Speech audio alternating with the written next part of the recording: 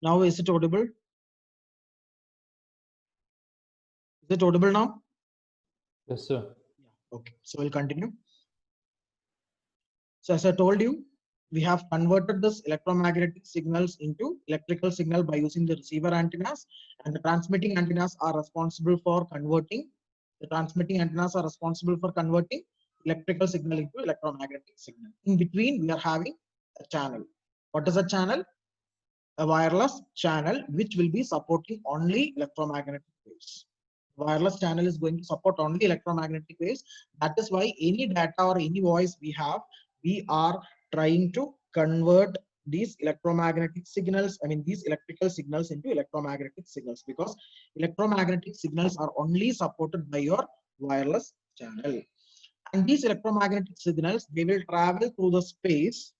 They will travel through the space with a velocity of light. What is the velocity of light? It is 3 into 10 to the power 8 meter per second. So with this velocity only, they are traveling through the free space.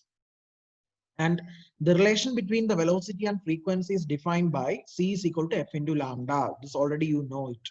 Clear?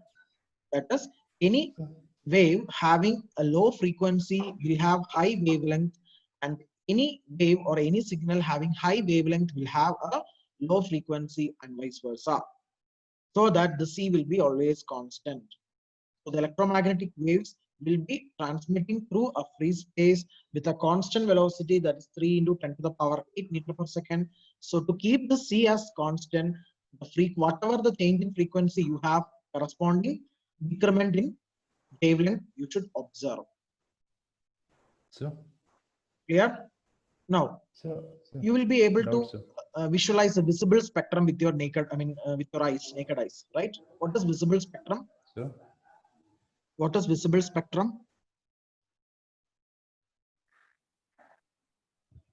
So normal light, that is VIBGYOR, all the 7 colors. Yes, VIBGYOR, correct. So the combination of violet, indigo, blue, green, orange, yellow, and red will constitute your visible spectrum, out of which color is having more wavelength? Which color is Red. having more? Red. Yeah, red. Red. Yeah. So red is having more wavelength. That's why it is considered as a danger signal and all. Because from very large distance, we will be able to visualize this red color, right? Means that this particular signal or the wave is able to travel for a long distance. So that is a speciality of a wave having more wavelength. At the same time, its frequency will be less.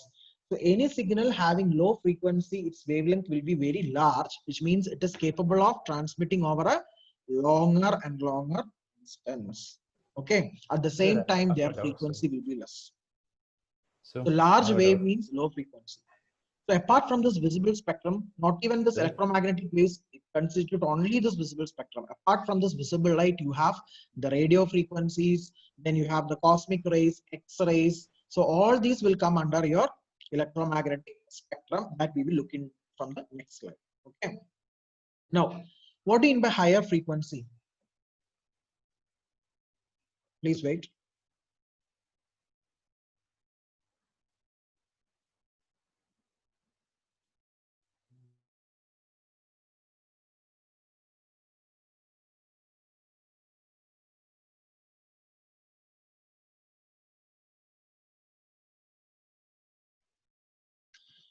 So higher frequency means higher energy photons. So the one wave having higher frequency means it means that it is having higher energy photons.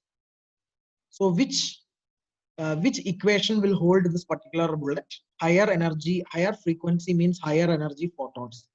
Can you name that equation, or can you, tell me the equation statement that holds the sentence? Higher frequency means higher energy photons. Can anybody tell?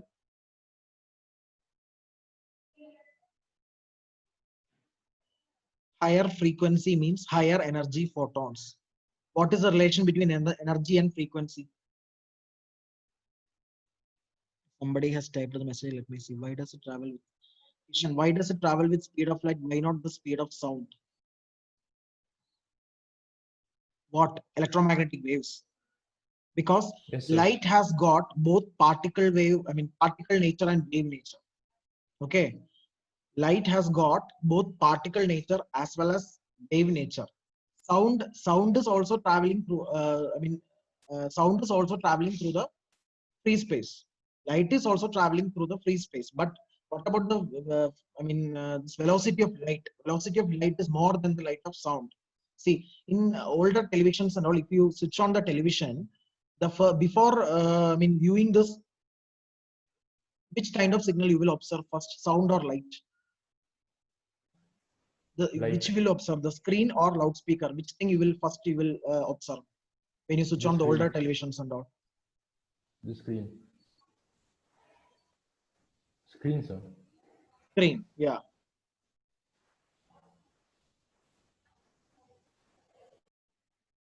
Screen.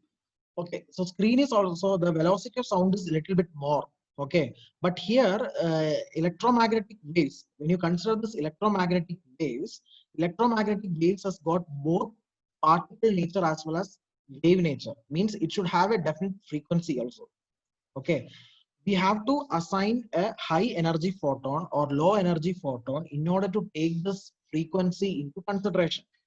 Okay, suppose if we are intended to use this electromagnetic spectrum for one application, means we have to follow a particular frequency.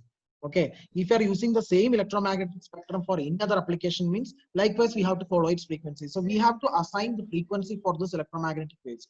So how we are going to assign this particular frequency? That depends upon the energy of photons that you impart. Photon is nothing but the basic particles that constitutes the light. Photon is the basic particles that constitutes the light. Clear? Okay, so photons will have definite amount of energy. So we can't confine frequency, or we can't vary the frequency of normal audio signal, because audio signal or voice signal, sound signal, it will always come in a one particular range, that's 20 kilohertz to 20 hertz. But light as such, or if the electromagnetic signal as such, if you take, you can have a broad frequency range. Okay, so we can use the entire spectrum for different applications, whatever we require. So that is why normally these electromagnetic spectrum, electromagnetic waves, they are traveled with the speed of light, or light can be considered as an electromagnetic wave. Can sound can be considered as an electromagnetic wave? Can sound can be considered as, or sir. voice can be considered as an electromagnetic wave? No, sir. No, sir. Yeah. So the frequency and wavelength, it is clearly represented by this, and I have already told you why higher frequency means higher energy photon. It is according to the equation E is equal to h nu. Somebody has given that in the chat box. Let me see who is it. Yes, Ria. E is equal to h into f. Correct. So that is the equation that relates the frequency and energy. So higher frequency of photons means higher energy. Higher frequency. So the source of the light should be able to produce higher energy photons. Ultimately, the source is the light. I mean, light source. The light sources should be able to produce a higher frequency photons so as to impart high energy for the electromagnetic waves. If the photons is having much more energy, means they will have the ability to penetrate more. The penetrating power, the radiation penetrating power will be more. That we will see in the electromagnetic spectrum later. Coming to the next slide. Why wireless? So I told you as of now, this wireless communication are making use of electromagnetic waves which are communicated between two entities. These two entities can be either static or mobile in nature. So why wireless? Because we got freedom from using wires as such. The physical setup, the complexity can be reduced, the installation cost can be reduced. So no bunch of wires running around. Okay. So the basic wireless communication protocols like Bluetooth, Wi-Fi, everything, whatever nowadays we are using, that all comes under the wireless protocols. And the main advantage of using this wireless is it will produce global coverage. Global coverage means from any part of any point of time, from any point of the globe, we will be able to set up the communication. Okay, so remote communications is accessible, or it is very much feasible at any point of the globe, from any point of the globe. Even if in the rural areas also, if we install a high power transmitter antenna along with a base station over a tower, we will be able to get the service. Stay connected everywhere, anytime. Then flexibility. What do you mean by flexibility? Multiple devices can be connected simultaneously, like hotspot. Okay, so you can have multiple communication devices simultaneously connected to one base station or one source, one internet source, or one Wi-Fi source, or one transmitting source. Okay, so if n number of devices are roaming under one base station, the base station being installed with a high power transmitting antenna is able to offer service for all these n subscribers. Correct? So at any point of time, they are able to get service, they are able to access the channel after satisfying certain conditions. So there are certain channel assignment strategies to be followed in order to get the connection to set up between the calling and called subscriber. I repeat, calling subscriber means the one who initiates the call, and called subscriber means the one who, one who is taking the call. Next, the history of wireless. So in the ancient systems and all, so these are all only for your knowledge. It will not come for exams and all, but you should understand, okay? Because then only we can proceed with cellular concept and all. But you should understand why it is, how it has been evolved. In the ancient systems and all, they might be using some smoke signals, carrier pigeons and all for transmitting the messages, isn't it? And later, using some lights, flags for wireless communication. It also got some important advantages or importance in Navy, even in train systems also, railway systems also, they are using some kinds of that is lights, flags and all for communication. Then actually the wireless communication has evolved only after Maxwell, James C. Maxwell, who laid down the theoretical foundation for electromagnetic waves or electromagnetic field with his famous equations, Maxwell's equation. You know what is the importance of Maxwell's equation? He related some equations to relate the importance of electric field and magnetic field in certain areas like free space or whatever it may be. Okay, so there was a clear-cut relation between electric field and magnetic field, and the relation satisfying with these fields, it is known as Maxwell's equation, which laid foundation for this electromagnetic fields development. And later, once the Maxwell's equation has been developed, then Hertz, named scientist, he was the first one to demonstrate the wave character of electrical transmission through the space. Until that particular point, electromagnetic wave has assumed only the particle character. But later, Hertz only developed that, or he only claimed that this electromagnetic wave has got the wave character as well, apart from particle nature. Because if a wave has only got particle nature, means we can't transmit the waves. Okay, so since a wave is having both the particle nature as well as the wave nature, that is why we are able to propagate or transmit the wave through the given channel. So that was claimed by Hertz. This was evolution. And once we claimed the particle and wave nature for the electromagnetic waves, then invented the radio by Marconi in 1880s. Then the first transatlantic transmission was followed in 1901 through this radio. Okay. Then World Administration Radio Conference, it took place coordinating the worldwide use of radio frequencies, because after this conference only have established different radio frequencies for different channels. That is, they have allocated channels for different radio systems. For example, if there are 10 radio systems invented there, or 10 radio channels they have, then they started allocating the allowable bandwidth to all these channels separately, so that interference will not take place, so that they can telecast their programs with their assigned frequency channels. So after this conference only, it came into exist. And after that, the first broadcasting, so once after the channel and the bandwidth has been allocated in 1901, then in 1906, the first transmission or first broadcast occurred. Okay, during one Christmas. Then, so after this first radio broadcasting, then our communication technology has got evolved from vacuum tubes to transistors. So we have used vacuum tubes from early 1873 to 1961. So by making use of these electronic vacuum tubes, we were able to design many transmitting and receiving modules, so that they can be implemented in the radio transmitting and receiving stations. So accordingly, our radio equipments, that is the user equipment means the one who uses the radio, the end user. Okay, so they also, so the radios that we are using at that time have used the vacuum tube devices, which was very much bulky to handy also.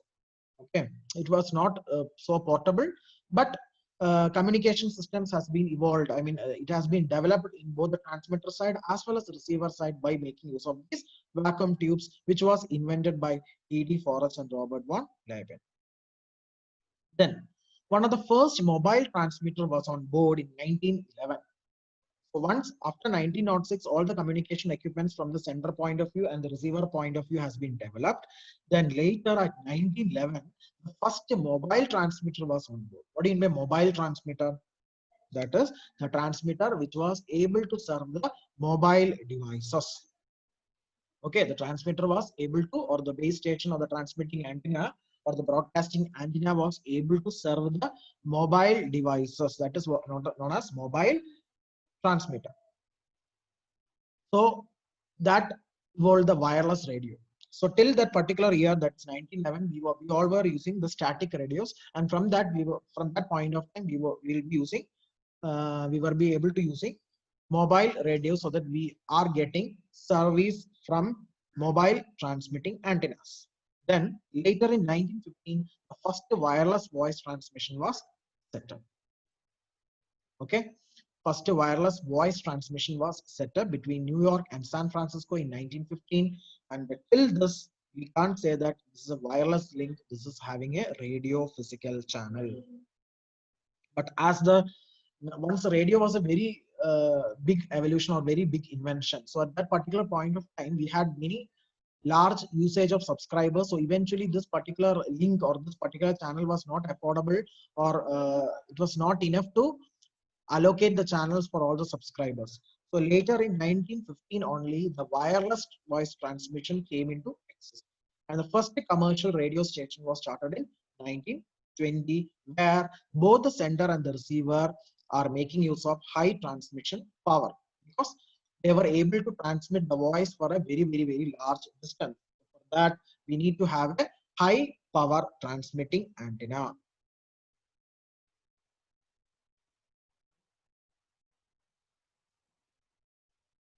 Okay. Then in 1926, the first telephone in a train was available. And in 1928 was the year of many field travel for TV broadcasting. There is first a TV broadcasting antenna demonstrated in color TV. So it was getting evolved at 1928. And until 1932, all wireless communication make use of AM. So this is a very good important point.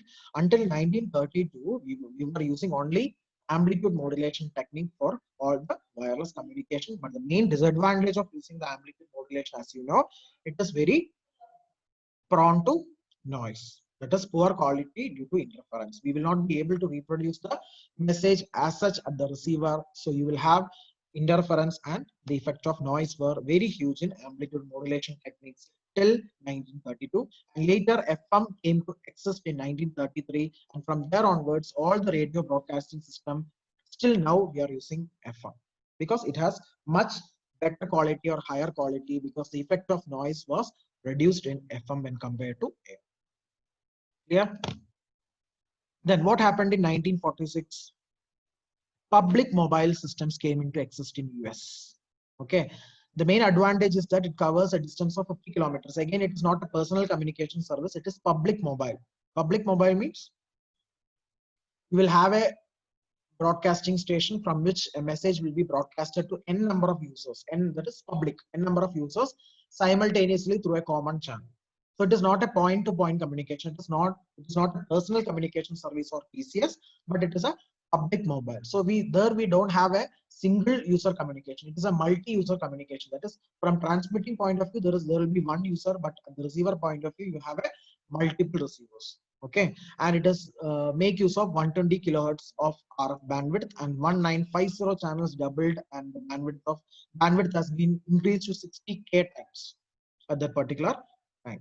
1964 times of increase, and bandwidth of 30 kilohertz.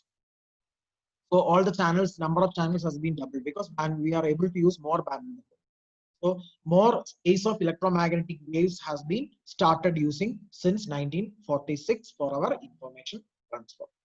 Then after Second World War, in 1958, a network in Germany was built, namely the analog ANETs, use a carrier frequency of 160 megahertz. So till now we are able to use the carrier frequency of low frequency, but from this 1958 we were using a high frequency carrier. Now what is the advantage of using high frequency carrier for modulation? I told you from 1954 we were using FM for radio stations, not AM. Till that particular point of time we were using AM.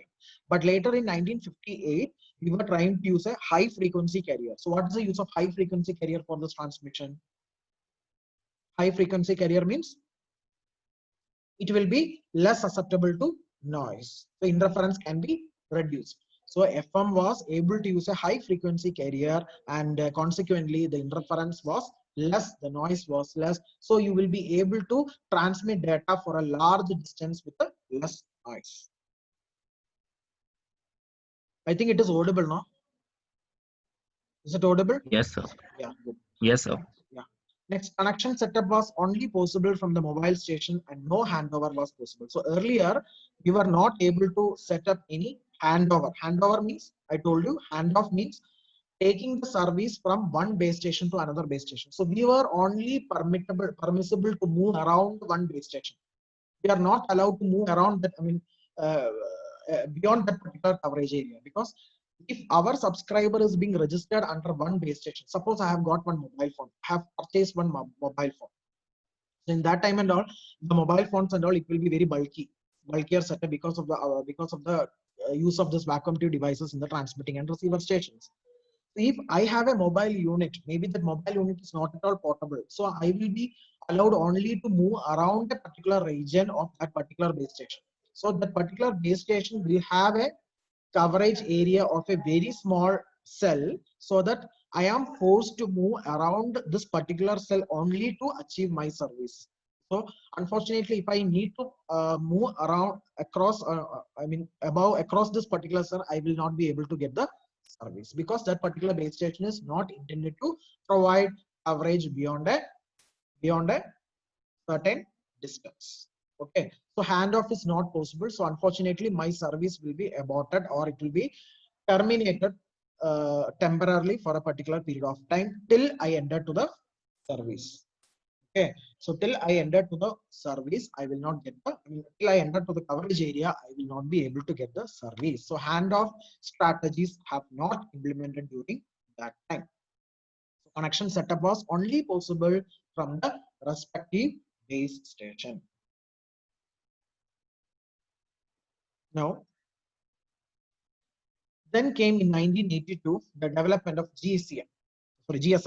GSM, it was before it was called as Groupie Spectly Mobile, which was launched to develop the standards for pan-European mobile network. But now the standard it is now called as Global System for Mobile Communication, which was extremely used in 2G and 3G. So the mobile standards that we are using in 3G till 3G, it is called as GSM, that supports both voice as well as data using GPRS.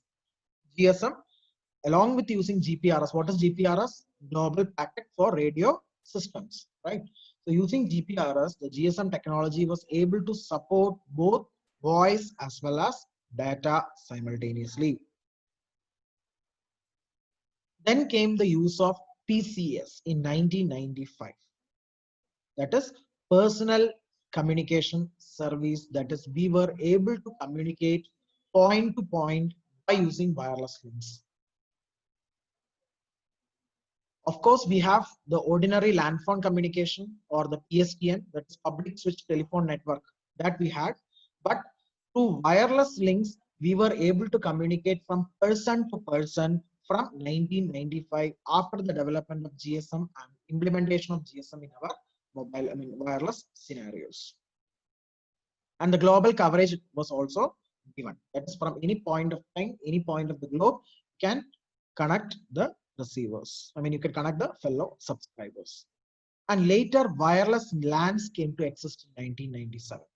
That is local area network, whatever we are using for a specific area, for a small area. Then came the development of CDMA. So till the invention of CDMA, we were using TDMA and FDMA. So what do you mean by TDMA and FDMA? These are certain allocation strategies of channel. That is, I told you we have scarcity of bandwidth and scarcity of channel. So almost all these available subscribers, we can't assign the same channel to this. It will create interference issues and connection problems, or poor signal to noise ratio. So to enhance the capacity, we are forced to allocate channel to different groups. So that can be accessible, or the channels can be accessible based upon certain topologies. So the first topology is TDMA, that's time division multiple access.